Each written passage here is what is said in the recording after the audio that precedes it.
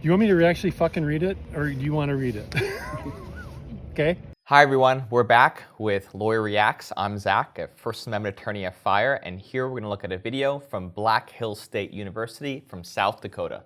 We have a policy that this needs to be filled out 3 days in advance. Was that for him? All right, so we have students that are trying to distribute, it looks like political literature, canvas for their group, recruit new members to their student group, and they're being stopped by a campus police officer for not having the right permit. And the officer is stating that the university rules require students to fill out this permit before speaking on campus. And this is a blatant violation of the First Amendment. Students have the right to protest, to discuss issues, and to recruit new members on the open outdoor areas of public universities like Black Hills State University. That's their permission slip, the First Amendment. Let's see what the police officer says to them. Standing there? Go ahead and hit. I apologize. Yes. I thought that was only for the tables. No, that is for anybody on campus who wants to basically be handing out information, talking to people. So we just need to know, which policy are we violating? It's called the use of institutional facilities and grounds for expressive activity. It's in our policy manual. This needs to be filled out 3 days in advance, requested, dropped off at the public safety office so that we can confirm that you are associated with a organization or group on campus. Okay. We are. We're Okay. doing American Liberty. What's the intention of this policy? So do you have a chapter here? Yes, we do. We have an Okay. advisor. We're fully approved. You're just the cameraman, just so zip it. No, I'm kidding. Okay, so that's fine, but we still require, even if they're like a full institutional organization, they still need to fill one of these out for the campus grounds.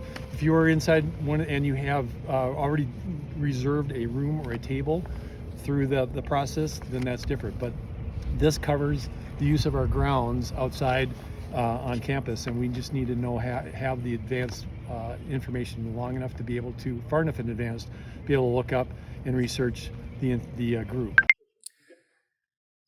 The officer is telling the students we need to have the permission in advance to give them time to look up the group, research them, and this is exactly why these requirements violate the First Amendment, because the government cannot be trusted to determine who can or cannot speak. If it makes these determinations, it's going to find out that students and individuals who say bad things about the government or just messages they don't like are unable to speak, and this censorship is not okay at a public university bound by the First Amendment and really in a free society.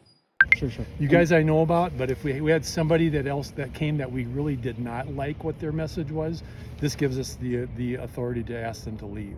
So he's admitting that if somebody comes to campus with a message they don't like, this policy gives them the authority to kick them off campus, to say, we don't want your message, we don't want you to be here, and this is really not okay under the First Amendment. So what's the intention of this policy? Do you want me to actually fucking read it, or do you want to read it? Okay?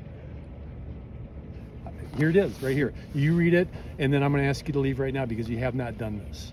Okay? This is not on file with us. We've got nothing on file that says you were going to be here today. So I'm going to ask you all to please leave. Okay. Totally understand. We don't want to cause any trouble. What would happen if we did not comply? We would call Spearfish Police Department and have you all arrested for trespassing. So students don't need university permission to speak out on campus. They only need the First Amendment. The First Amendment is their permission slip. Instead of having campus public safety officials read them unconstitutional policies, they should instead read and understand the First Amendment.